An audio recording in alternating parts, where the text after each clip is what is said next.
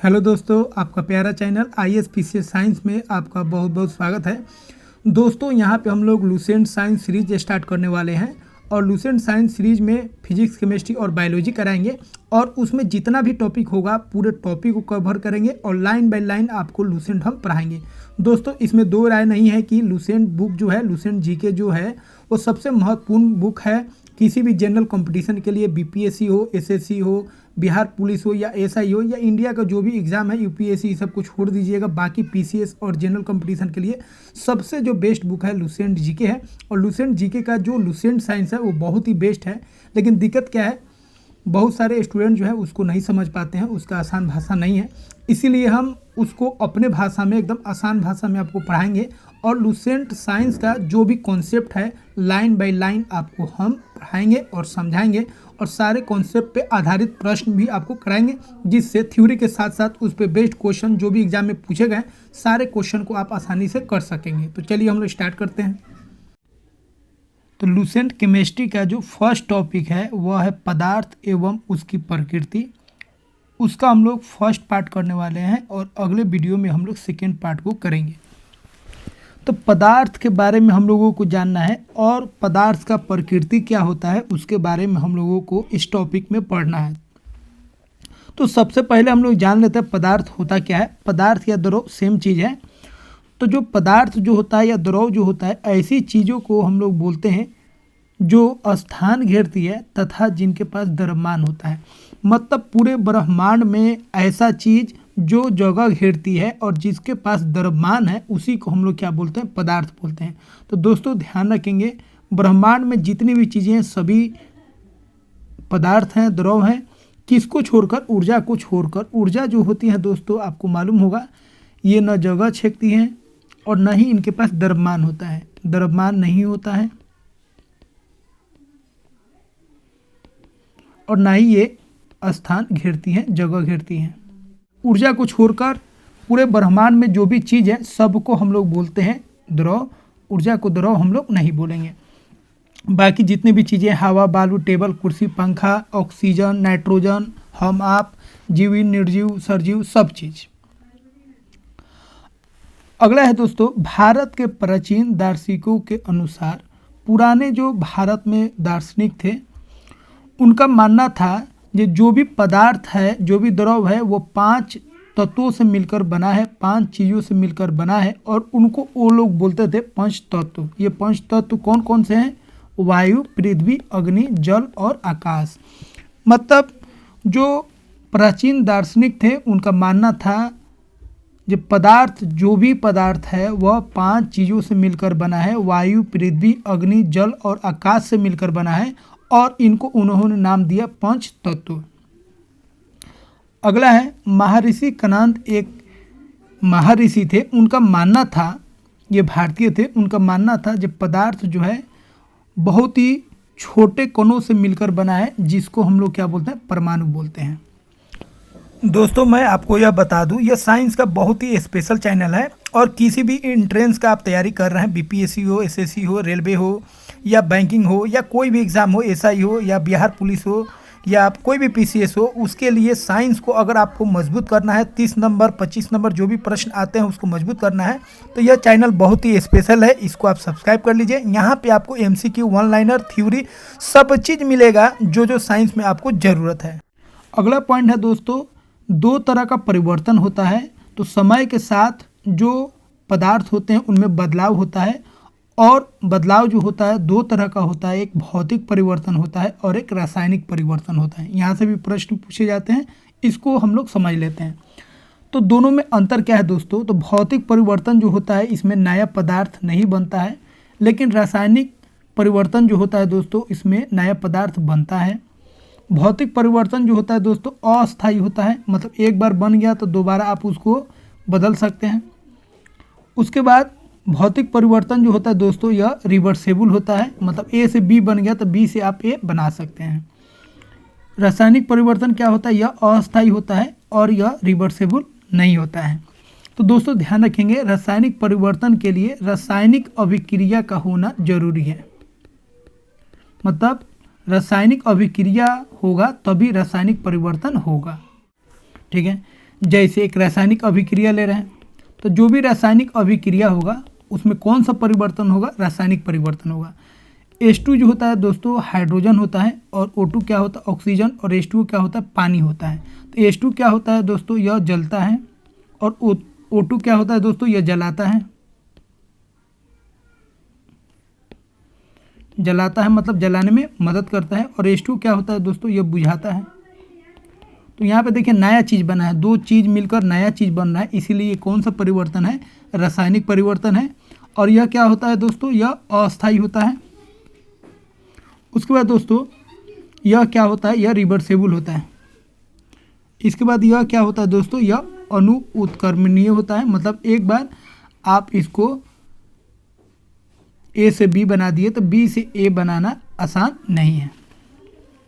भौतिक परिवर्तन का उदाहरण याद रखना है, जैसे विलयन का बनना, विद्युत बल्ब का चमकना, किसी चीज़ का टूटना फूटना, या किसी पदार्थ का एक अवस्था से दूसरी अवस्था में बदलना। ठीक है, जैसे ठोस का द्रव में बदलना, द्रव का गैस में बदलना। ठीक है, ये जो भी अवस्था का बदलाव हो रहा है ये कौन परिवर्तन है? भौतिक परिवर्तन है। रासायनिक परिवर्तन का एग्जाम्पल याद रखना है, किसी पदार्थ का जलना, मैग्नीशियम का जलना, कॉपर का जलना, किसी भी चीज़ का जलना, या कोई भी रासायनिक अभिक्रिया हो रहा है, जैसे पानी बन रहा है या अमोनिया बन रहा है, कोई भी रिएक्शन हो रहा है उसको बोलेंगे रासायनिक परिवर्तन। या दही का जमना, भोजन का पकना, इस सबको क्या बोलेंगे? रासायनिक परिवर्तन। एक याद रखेंगे, मोम का जलना। मोम में दो चीज़ होता है, एक जलता है एक पिघलता है। मोम का जलना, एक होगा मोम का पिघलना। ठीक है, तो मोम का जलना याद रखिएगा, ये रासायनिक अभिक्रिया है, और मोम का जो पिघलना है वो कौन सा अभिक्रिया है? वो भौतिक अभिक्रिया, भौतिक परिवर्तन है। ठीक है, तो मोम का जलना हो जाएगा रासायनिक परिवर्तन, और मोम का पिघलना हो जाएगा, यह हो जाएगा भौतिक परिवर्तन। दोस्तों ऊर्ध्वपातन क्या होता है उसको अच्छे से समझ लेते हैं, क्योंकि इस पे प्रश्न पूछे जाते हैं। तो दोस्तों ऊर्ध्वपातन क्या होता है? ऊर्ध्वपातन एक ऐसी प्रक्रिया है जिसमें एक ठोस लिक्विड में न बदल के, द्रव में न बदल के सीधा गैस में बदल जाता है। तो ठोस सीधा अगर गैस में बदल रहा है तो इस प्रक्रिया को ऊर्ध्वपातन बोलते हैं। जैसे कुछ एग्जाम्पल याद रखना है, कपूर, नेपथलीन, अमोनियम क्लोराइड और ठोस कार्बन डाइऑक्साइड, ये ऐसे ठोस होते हैं जो सीधा गैस में बदलते हैं, और इनके गैस को जब आप ठंडा कीजिएगा तो ये सीधे अपने सॉलिड में बदल जाएंगे। जैसे कपूर का जो गैस है उसको अगर ठंडा कीजिएगा तो लिक्विड में ना बदल के वो कपूर में बदल जाएगा। ठीक है, तो ये सभी एग्जाम्पल याद रखना है। ये ऐसे ठोस हैं जिनको गर्म कीजिएगा तो ये सीधे गैस में बदलेंगे, लिक्विड में नहीं बदलेंगे। इन पदार्थ को हम लोग क्या बोलेंगे?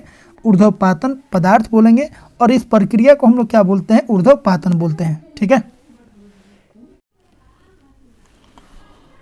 अब दोस्तों हम लोग देखते हैं पदार्थों का वर्गीकरण। तो पदार्थों का जो वर्गीकरण होता है दो तरीके से होता है, एक होता है भौतिक वर्गीकरण और एक होता है रासायनिक वर्गीकरण। भौतिक वर्गीकरण में जो पदार्थ होते हैं तीन अवस्था में पाए जाते हैं, एक ठोस, एक द्रव और एक गैस। रासायनिक वर्गीकरण में पदार्थ को दो भागों में बांटा जाता है, एक होता है शुद्ध पदार्थ, एक होता है मिश्रण। शुद्ध पदार्थ में दो भाग होता है, एक तत्व और एक यौगिक। मिश्रण दो प्रकार का होता है, समांगी मिश्रण और एक विषमांगी मिश्रण। तत्व जो होते हैं दोस्तों तीन तरह के होते हैं, एक धात्विक होते हैं, एक अधात्विक होते हैं और एक उपधात्विक होते हैं। और यौगिक जो होते हैं दोस्तों दो तरह के होते हैं, कार्बनिक यौगिक और एक होते हैं अकार्बनिक यौगिक। तो बारी बारी से हम लोग इसको पढ़ेंगे। इस वीडियो में हम लोग भौतिक वर्गीकरण पढ़ेंगे और उनसे संबंधित प्रश्नों को हम लोग देखेंगे। तो भौतिक वर्गीकरण के अनुसार पदार्थ जो होते हैं तीन अवस्था में पाए जाते हैं, ठोस, द्रव और गैस। ठोस क्या होता है? तो ठोस ऐसे पदार्थ होते हैं जिनका आयतन और आकार दोनों निश्चित होता है। आयतन और आकार दोनों क्या होता है? निश्चित होता है। ठीक है। द्रव क्या होते हैं? द्रव के आयतन तो निश्चित होते हैं दोस्तों, लेकिन उनका आकार जो होता है निश्चित नहीं होता है। गैस क्या होता है? गैस के ना ही आयतन निश्चित होते हैं और ना ही आकार निश्चित होते हैं। तो गैस के आयतन और आकार निश्चित नहीं होते हैं। अगला चीज़ ध्यान रखना है, गैस का अपना आयतन नहीं होता है। गैस का वही आयतन होता है जो बर्तन का आयतन होता है। 1 लीटर गैस को 1 लीटर के बोतल में रखिएगा तो 1 लीटर आयतन होगा। 1 लीटर गैस को 50 लीटर के बर्तन में रखिएगा तो उसका आयतन 50 लीटर हो जाएगा। गैस का अपना आयतन नहीं होता है। जिस बर्तन में रखिएगा उसी बर्तन का जो आयतन होगा वही गैस का आयतन होता है। अगला है, बहुत इंपॉर्टेंट है, इसको ध्यान रखेंगे दोस्तों। ताप और दाब, अगर किसी पदार्थ का ताप और दाब अगर आप बदलते हैं तो होगा क्या। जैसे एक है ठोस, एक द्रव और एक हो गया गैस। तो ठोस को अगर आप गर्म कीजिएगा दोस्तों तो किस में बदल जाएगा, द्रव में।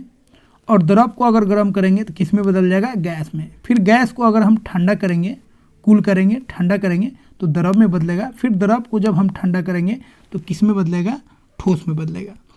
तो पदार्थ के एक अवस्था से दूसरे अवस्था में बदला जा सकता है ताप को बदलकर और दाब को बदलकर। ताप और दाब में बदलाव करेंगे तो पदार्थ का एक अवस्था से दूसरी अवस्था में बदला जा सकता है, ठीक है। तो ठोस से द्रव, द्रव से गैस बनेगा जब ताप को बढ़ाएंगे। तो ठोस से द्रव, द्रव से गैस कैसे बनेगा, जब ताप को हम बढ़ाएंगे और प्रेशर को क्या करेंगे, कम करेंगे। जब उल्टा आना हो, गैस से द्रव और द्रव से ठोस आना है तो यहाँ पे ताप को क्या करेंगे, कम कर देंगे, ठीक है। और प्रेशर को क्या कर देंगे, बढ़ा देंगे। तो ठोस से द्रव, द्रव से गैस जाना है तो ताप को बढ़ाएंगे और दाब को कम करेंगे। लेकिन गैस से द्रव और द्रव से ठोस आना है तो ताप को कम करेंगे और प्रेशर को क्या करेंगे, बढ़ाएंगे। दोस्तों ध्यान रखना है, सिंपल में टेम्परेचर बढ़ाएंगे, ताप बढ़ाएंगे तो मॉलिक्यूल जो होगा, अणु जो होगा पदार्थ का, वो दूर भागेगा। लेकिन ताप को कम करेंगे तो नज़दीक आएगा। उसका उल्टा ध्यान रखेंगे, प्रेशर को अगर बढ़ाएंगे तो अणु जो होंगे एक दूसरे के नज़दीक आएंगे। टेम्परेचर से मॉलिक्यूल्स दूर भागेंगे लेकिन प्रेशर से मॉलिक्यूल्स जो होंगे क्या होंगे, एक दूसरे के नज़दीक आएंगे जब बढ़ाएंगे तब। अब यहाँ पे ध्यान देने की बात है दोस्तों, यहाँ से बहुत प्रश्न पूछे जाते हैं। ठोस को जब हम द्रव में बदलते हैं तो उस प्रक्रिया को हम लोग क्या बोलते हैं, संगलन बोलते हैं। क्या बोलते हैं, संगलन। और द्रव से जब हम गैस में जाते हैं तो उसको हम लोग क्या बोलते हैं, वाष्पीकरण बोलते हैं। और गैस से जब हम ठोस में जाते हैं तो उसको क्या बोलते हैं, निक्षेपण बोलते हैं, ठीक है। अब इसका उल्टा देख लीजिए, गैस से जब हम गैस से द्रव में जाते हैं तो उसको क्या बोलते हैं, संघनन बोलते हैं। और जब द्रव से ठोस में जाते हैं तो उसको क्या बोलते हैं, जमना बोलते हैं। और जब ठोस से गैस में जाते हैं तो उसको क्या बोलते हैं, ऊर्ध्वपातन बोलते हैं। इन चीज़ों को आप याद रखिएगा डायरेक्टली, ठीक है।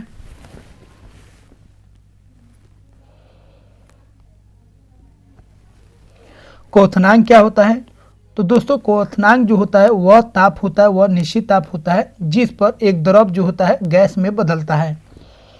और क्वथनांक को शॉर्ट में हम लोग क्या बोलेंगे, बीपी बोलेंगे, बॉइलिंग पॉइंट याद रखेंगे। अगला है गलनांक या द्रवनांक। तो गलनांक और द्रवनांक क्या होता है, तो गलनांक जो होता है वह निश्चित ताप होता है जिस पर एक ठोस द्रव में बदलता है, मतलब पिघलता है। तो जिस ताप पे पिघलेगा कोई ठोस उसको क्या बोलेंगे, उस ताप को बोलेंगे गलनांक। जिस ताप पर कोई द्रव, कोई लिक्विड उबलेगा मतलब गैस में बदलेगा उसको हम लोग क्या बोलेंगे, क्वथनांक। और हिमांक क्या है, तो वह ताप जिस पर कोई द्रव ठोस में बदले मतलब जम जाए। तो क्वथनांक मतलब याद रखेंगे उबलना, उबल जाए। गलनांक मतलब याद रखिएगा गल जाए अपने भाषा में। और हिमांक मतलब याद रखिएगा जम जाए। तो जिस ताप पर उबल जाए क्वथनांक, जिस ताप पर गल जाए पदार्थ तो गलनांक, और जिस ताप पर जम जाए तो उसको क्या बोलेंगे, हिमांक। अब देखिए उबलेगा कौन, द्रव, गलेगा कौन, ठोस, और जमेगा कौन, द्रव। उसके बाद ध्यान रखेंगे किसी भी पदार्थ का जो गलनांक बिंदु होता है और हिमांक बिंदु होता है वो क्या होता है, समान होता है, ठीक है। जैसे बर्फ़ का अगर बात करेंगे तो बर्फ़ का जो गलनांक होता है वो 0 डिग्री सेल्सियस होता है और इसका जो हिमांक होता है वो भी 0 डिग्री सेल्सियस होता है, ठीक है। ध्यान रखेंगे 0 डिग्री सेल्सियस पे आपको पानी भी मिलेगा और उस टेम्परेचर पे आपको बर्फ़ भी मिलेगा। अगला है, कुछ पॉइंट को हम लोग ध्यान देंगे। अशुद्धियों के कारण क्या होता है, तो अशुद्धि के कारण क्या होता है, किसी पदार्थ का गलनांक और हिमांक जो होता है घट जाता है परंतु उसका जो क्वथनांक होता है वो क्या होता है, बढ़ जाता है। ये बहुत ही इंपॉर्टेंट पॉइंट है, इसको ध्यान रखेंगे। अगला है पदार्थ जिनका गलने पर आयतन बढ़ जाता है। बहुत सारे पदार्थ जो होते हैं दोस्तों ध्यान रखेंगे, उनको जब आप गर्म कीजिएगा तो उसका आयतन बढ़ेगा, कुछ अपवाद को छोड़कर। तो किसी भी पदार्थ को जब हम गर्म करेंगे तो उसका आयतन बढ़ेगा। कुछ अपवाद को छोड़कर, जिसको हम लोग बाद में बात करेंगे। तो ऐसे पदार्थ जिनका गलने पर आयतन बढ़ जाता है, उसमें क्या होगा, वे पदार्थ अपने द्रव में डूब जाते हैं। जैसे मोम, तांबा, कोई भी पदार्थ हो, उसको जब आप गलाइएगा वह पदार्थ अपने द्रव में क्या होगा, डूब जाएगा। जैसे तांबा हो गया, प्लेटिनम हो गया, इस सब को जब गलाइएगा तो उसका जो गलेगा, जो द्रव बनेगा, उसमें वो प्लेटिनम या जो तांबा है वो क्या होगा, डूब जाएगा। ठीक है। और दूसरा चीज़ ध्यान रखेंगे, जब दाब हम बढ़ाएंगे तो इनका जो बॉइलिंग पॉइंट है, इनका जो क्वथनांक है वो क्या होगा, बढ़ जाएगा।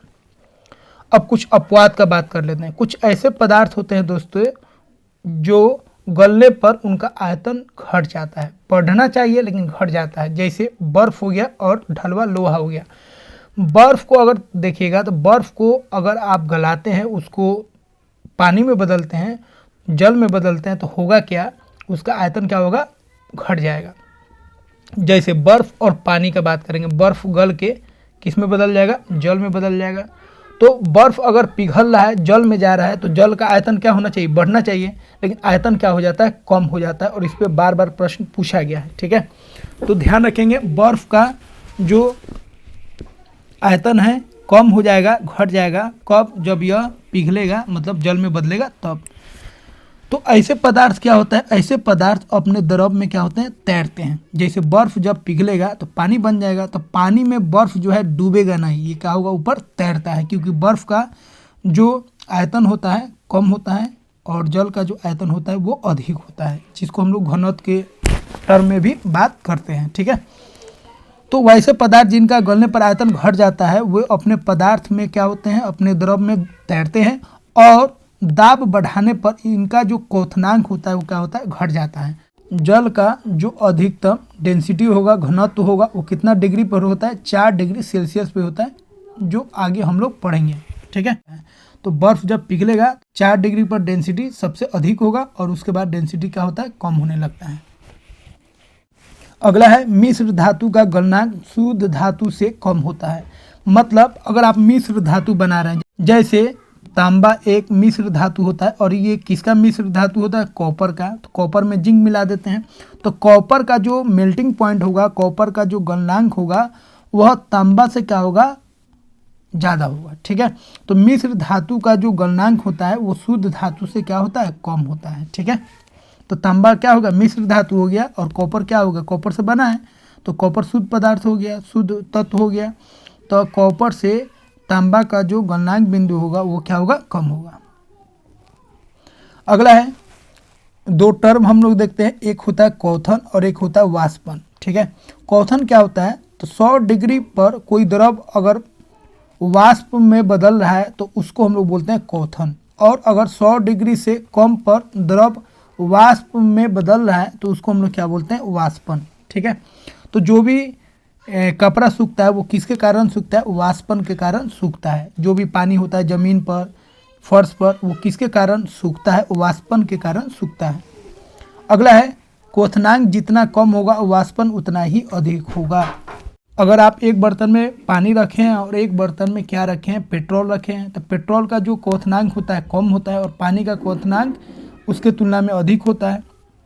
तो किसका वाष्पन अधिक होगा, आप जानते ही हैं, पेट्रोल का वाष्पन अधिक होगा, इसलिए पेट्रोल जल्दी उड़ जाता है। जिसका बॉइलिंग पॉइंट कम होगा वो जल्दी उड़ जाएगा, मतलब उसका वाष्पन अधिक होगा। अगला है, ताप अधिक होने से वाष्पन बढ़ेगा। टेम्परेचर जितना बढ़ाइएगा उतना ही वाष्पन बढ़ेगा। उसके बाद क्षेत्रफल अधिक होने से वाष्पन अधिक होगा। दोस्तों ये पॉइंट बहुत ही इंपॉर्टेंट है, इसको ध्यान रखेंगे।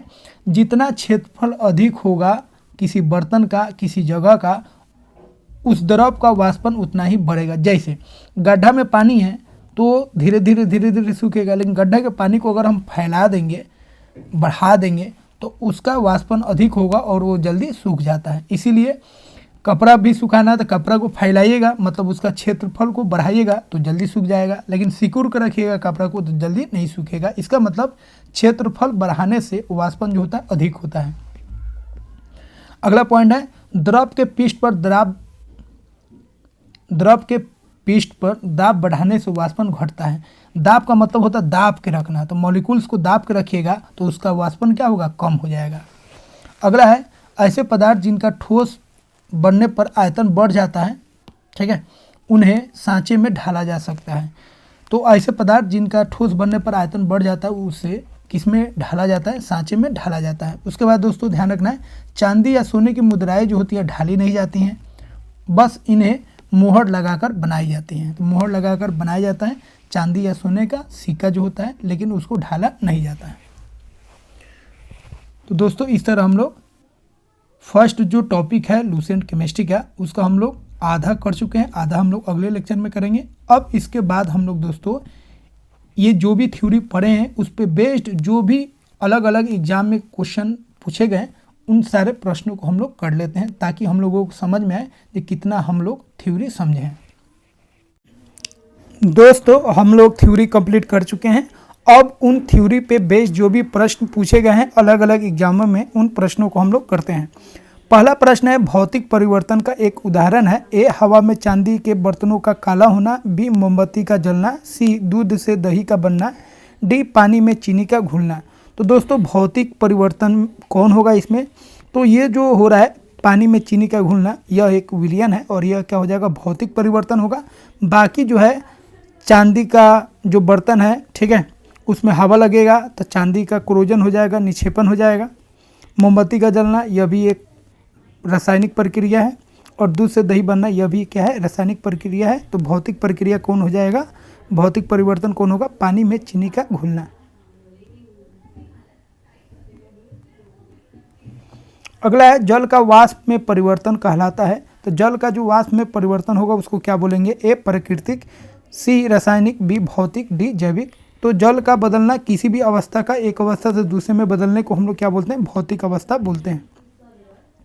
अगला प्रश्न है निम्न में से कौन सा रासायनिक परिवर्तन का उदाहरण है। ए प्रिज्म से गुजरने पर श्वेत प्रकाश का 7 रंगों में विभक्त होना, सब्जियों को पकाने पर उनका मुलायम हो जाना, सी सानी हुई मिट्टी का सूखने पर भंगुर हो जाना, डी नमक का पानी में घुलना।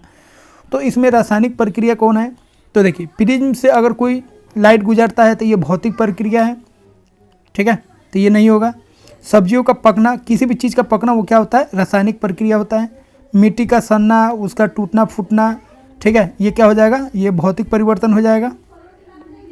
और नमक का पानी में घुलना ये भी भौतिक परिवर्तन होगा। बी जो है सब्जियों का पकना या खाना का पकना, किसी भी चीज़ का पकना जो है कौन परिवर्तन होगा, रासायनिक परिवर्तन। अगला है निम्नलिखित में से किसी वस्तु के नमूने को हवा में खुला रखने पर कुछ समय पश्चात गायब हो जाता है, जैसे कपूर, नैप्थलीन अथवा शुष्क बर्फ। इस परिघटना को कहते हैं। ऑप्शन है ऊर्ध्वपातन, बी वाष्पीकरण, सी विसरण, डी विकिरण। तो दोस्तों आपको बता चुके हैं कपूर, नैप्थलीन या शुष्क बर्फ, जिसको हम लोग बोलते हैं carbon dioxide, solid carbon dioxide, ठोस CO2, इसको शुष्क बर्फ बोलते हैं। ये सभी क्या होते हैं, ये ठोस अवस्था में होते हैं और इन्हें गर्म करने पर ये वाष्प में बदल जाते हैं, लिक्विड में नहीं बदलते हैं, और इस प्रक्रिया को क्या बोलते हैं, ऊर्ध्वपातन बोलते हैं। अगला प्रश्न है रेत और नैप्थलीन के मिश्रण को किसके द्वारा अलग किया जाता है। ए ऊर्ध्वपातन, बी आसवन क्रोमैटोग्राफी, डी आंशिक आसवन। तो दोस्तों रेत और नैप्थलीन जो होता है, ठीक है, नैप्थलीन और रेत को जब मिलाएंगे उसको अलग करना होगा तो थोड़ा सा गर्म करेंगे तो नैप्थलीन तो अलग हो जाएगा, क्योंकि नैप्थलीन सीधा गैस में बदल जाएगा, और इस प्रक्रिया को क्या बोलते हैं, ऊर्ध्वपातन। तो ऊर्ध्वपातन द्वारा रेत और नैप्थलीन को हम लोग अलग कर सकते हैं। अगला प्रश्न है एक ठोस के सीधे गैस में परिवर्तन को कहते हैं। ए संघनन, बी ऊर्ध्वपातन, सी वाष्पन, डी उबलना। तो दोस्तों बता चुके हैं ठोस को सीधा गैस में बदलने वाली प्रक्रिया को क्या बोलते हैं, ऊर्ध्वपातन बोलते हैं। अगला प्रश्न है ठोस कपूर से कपूर वाष्प में बनने की प्रक्रिया को क्या कहते हैं। डायरेक्ट आप बता सकते हैं, ऊर्ध्वपातन बोलते हैं। अगला प्रश्न है निम्नलिखित में से कौन सा से रासायनिक परिवर्तन के उदाहरण है, ठीक है, बताना है। तो सोडियम क्लोराइड का क्रिस्टलन, मतलब सोडियम क्लोराइड जब सॉलिड में बनेगा तो ये रासायनिक प्रतिक्रिया नहीं है, ठीक है। बर्फ का गलना ये भी रासायनिक प्रक्रिया नहीं है। दुग्ध का अस्कंदन, मतलब दूध का जमना, ये क्या हो गया, रासायनिक प्रक्रिया हो गया। या दूध का खट्टा होना, ये सब कौन प्रक्रिया है, ये केमिकल प्रोसेस है, रासायनिक प्रक्रिया है। तो केवल 3 आंसर हो जाएगा। अगला प्रश्न अशुद्धियों के कारण द्रव का क्वथनांक क्या होता है। दोस्तों बता चुके हैं अशुद्धियों के कारण द्रव का जो क्वथनांक है वो बढ़ जाता है और इसका हिमांक और गलनांक जो है घट जाता है। अगला प्रश्न है, ऊंचाई की जगह पर पानी 100 सेंटीग्रेड के नीचे तापमान पर क्यों उबलता है? तो ऊंचाई पर जाने पर क्या होता है, ऊंचाई पर जाने पर प्रेशर जो होता है, दाब जो होता है कम हो जाता है, और जब दाब में कमी आएगा तो क्वथनांक में भी क्या होगा, कमी हो जाएगा। इसलिए पानी जो है पहले 100 डिग्री पर उबलता था और प्रेशर की कमी हो जाने के कारण वो 100 डिग्री से कम में बॉयल होगा, उबलेगा, और अगर प्रेशर बढ़ जाएगा तो पानी 100 डिग्री से ऊपर बॉयल करेगा। तो इस तरह कौन सा आंसर हो जाएगा, क्योंकि वायुमंडलीय दाब कम हो जाता है अतः उबलने का बिंदु नीचे आ जाता है। तो दोस्तों इस तरह हम लोग लुसेंट केमिस्ट्री का फर्स्ट टॉपिक कर लिए और उस पर आधारित अलग अलग एग्जामों में जो भी प्रश्न पूछे गए थे उन प्रश्नों को भी हम लोग देख लिए। तो दोस्तों यहाँ पे हम लोग कॉन्सेप्ट के साथ साथ क्वेश्चन भी कर लिए। तो लुसेंट केमिस्ट्री का फर्स्ट टॉपिक का हम लोग आधा पार्ट कर चुके हैं और आधा पार्ट हम लोग अगले दिन करेंगे। तो चलिए दोस्तों, मिलते हैं हम लोग अगले वीडियो में एक नए टॉपिक के साथ। दोस्तों सब्सक्राइब करना मत भूलिए, क्योंकि यह बहुत ही स्पेशल चैनल है साइंस के लिए, जो आपके साइंस के लेवल को बहुत ही बेस्ट बनाएगा। तो फिर मिलते हैं हम लोग दोस्तों एक नए वीडियो में एक नए टॉपिक के साथ।